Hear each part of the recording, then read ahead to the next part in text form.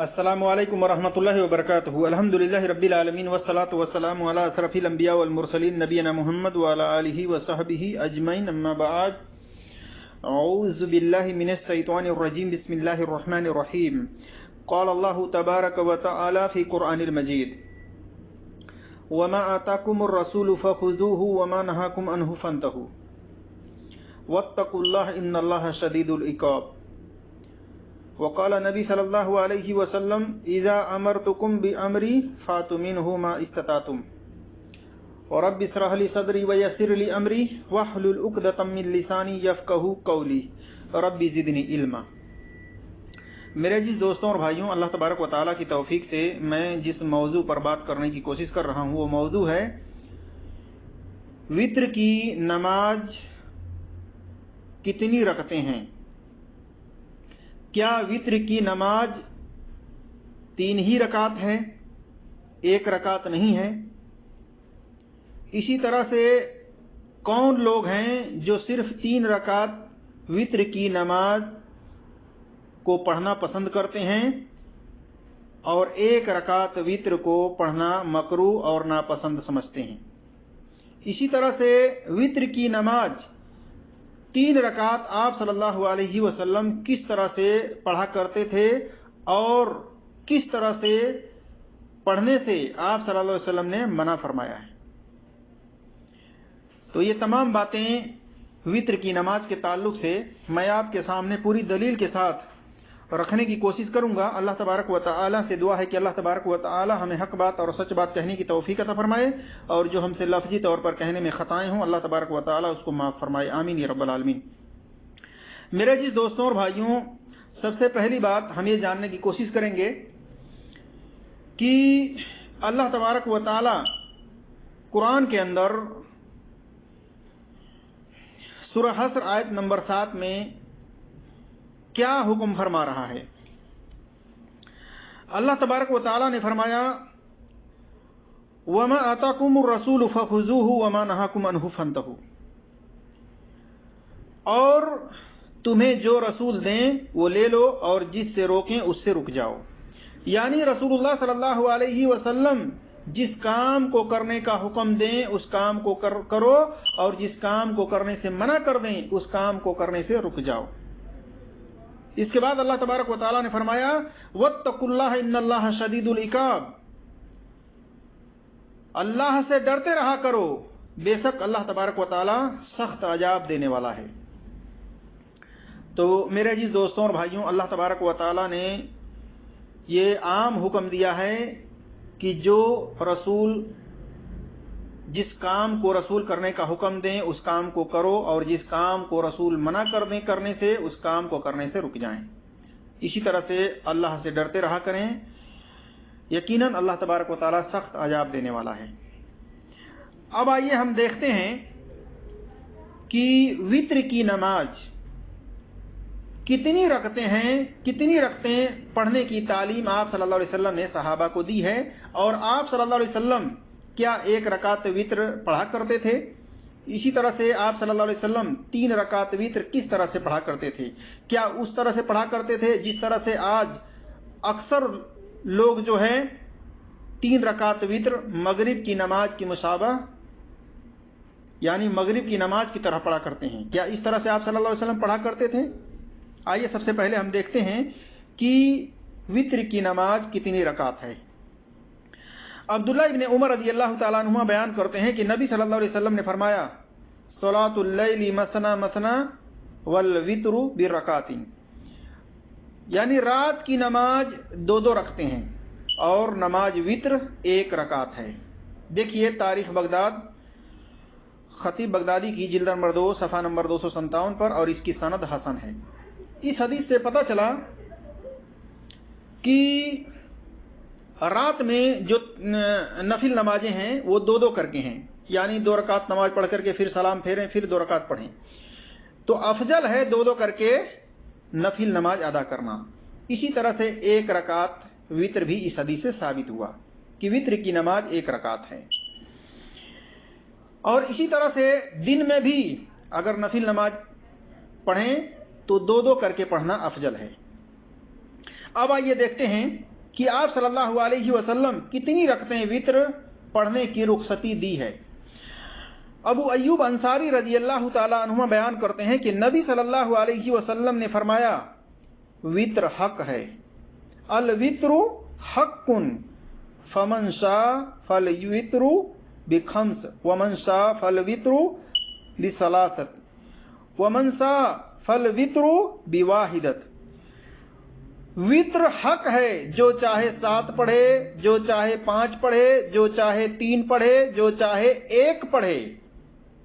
اس حدیث سے ثابت ہوا کہ آپ صلی اللہ علیہ وسلم نے رخصتی دی ہے کہ جس کے پاس استطاعت ہو جتنی، ان میں سے جتنی رکعتیں چاہے وہ وطر پڑھ لے۔ وہ جو چاہے 7 رکعت پڑھ لے، جو چاہے 5 رکعت پڑھ لے، جو چاہے 3 رکعت پڑھ لے، جو چاہے 1 رکعت پڑھ لے۔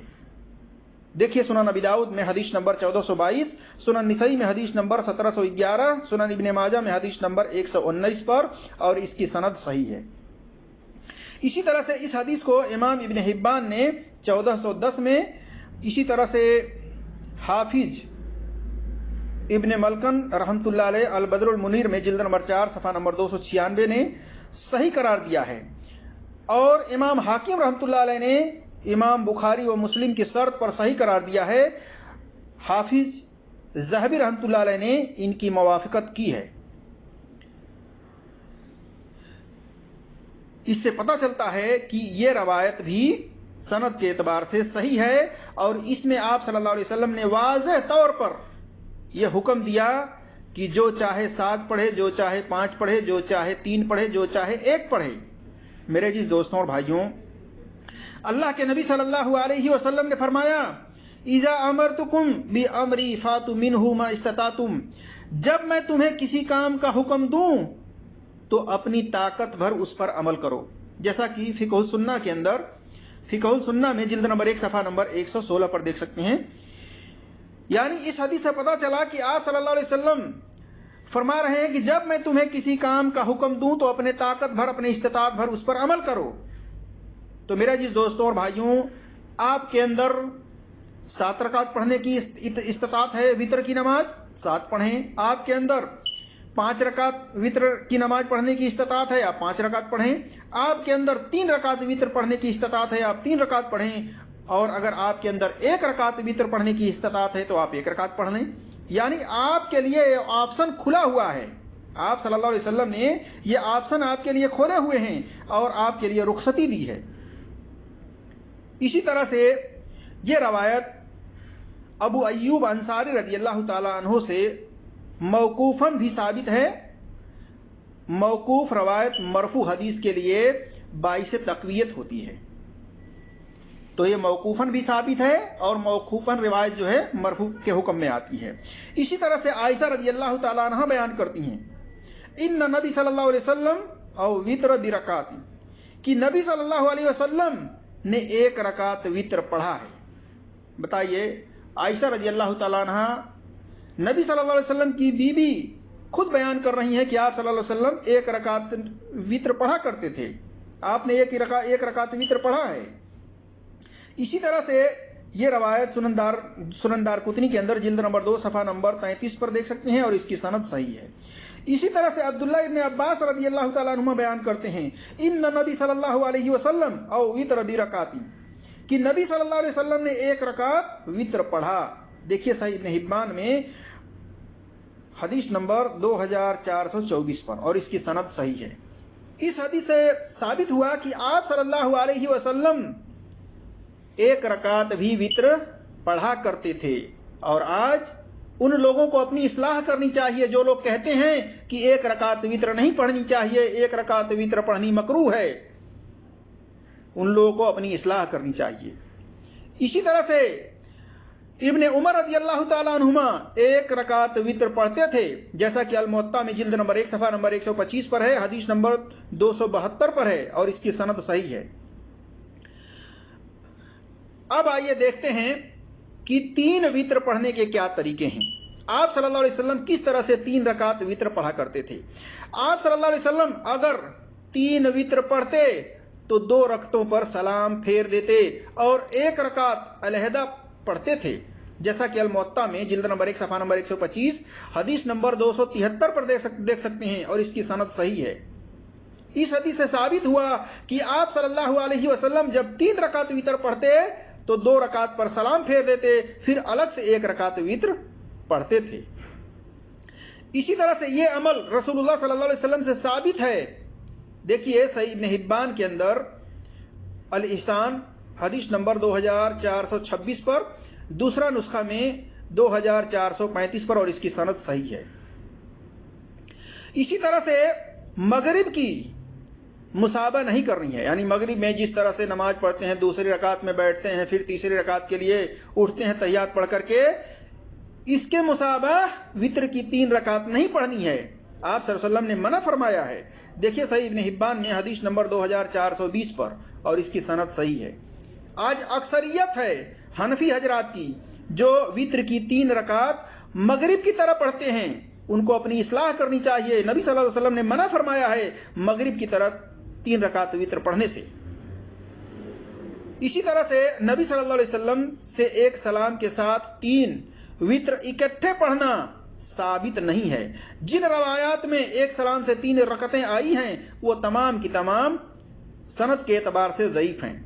تو میرے عزیز دوستوں اور بھائیوں، 3 رکعت جو لوگ مغرب کی طرح پڑھتے ہیں انہیں اپنی اصلاح کرنی چاہیے، اور نبی صلی اللہ علیہ وسلم جس طرح نماز پڑھا کرتے تھے 3 رکعت وتر کی 2 رکعت پر سلام پھیرتے، اس کے بعد الگ سے آپ 1 رکعت وتر پڑھتے، اور حقیقت میں وتر ایک ہی ہے، آخری رکعت۔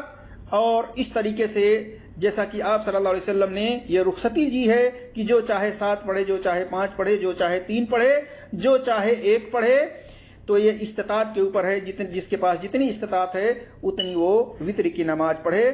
اسی طرح سے میرے عزیز دوستوں اور بھائیوں، میں آپ کے سامنے کچھ اور دلیلیں دیتا ہوں جس سے اور مسئلہ واضح ہو جائے۔ تو دیکھیے اس تعلق سے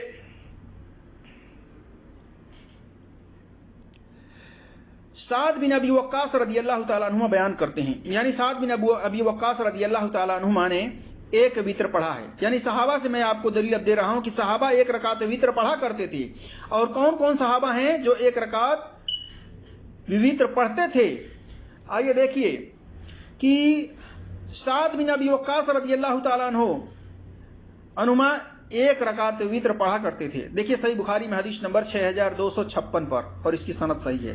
اسی طرح سے معاویہ بن ابی سفیان رضی اللہ تعالیٰ عنہما نے عشاء کے بعد 1 وتر پڑھا ہے، 1 رکعت وتر پڑھا ہے۔ صحیح بخاری میں حدیث نمبر 3764 پر دیکھ سکتے ہیں، اور اس کی بھی سند صحیح ہے۔ اسی طرح سے عثمان رضی اللہ تعالیٰ عنہما نے 1 رکعت وتر پڑھ کر فرمایا یہ میرا وتر ہے۔ سنن کبریٰ البیہقی جلد نمبر 3 صفحہ نمبر 25 پر، اور اس کی سند حسن ہے۔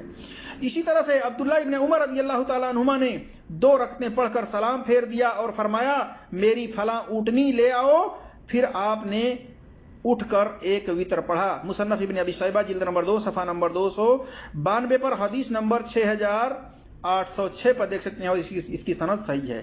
اسی طرح سے صحیح بخاری میں حدیث نمبر 601 اور صحیح ابن حبان الاحسان کے اندر جلد نمبر 4 صفحہ نمبر 70 اور حدیث نمبر 2426 پر دیکھ سکتے ہیں۔ اسی طرح سے اور بھی کتب حدیث کے اندر یہ روایتیں آئی ہوئی ہیں کہ صحابہ 1 رکعت وتر بھی پڑھا کرتے تھے۔ تو میرے عزیز دوستوں اور بھائیوں، آپ کے اندر استطاعت ہے، آپ 7 رکعت وتر پڑھیں، 5 رکعت وتر پڑھیں، 3 رکعت وتر پڑھیں، 1 رکعت وتر پڑھیں۔ اللہ تبارک و تعالیٰ سے دعا ہے کہ اللہ تبارک و تعالیٰ ہم تمام مسلمانوں کو قرآن اور صحیح حدیث پر عمل کرنے کی توفیق عطا فرمائے، آمین یا رب العالمین۔ السلام علیکم ورحمۃ اللہ وبرکاتہ۔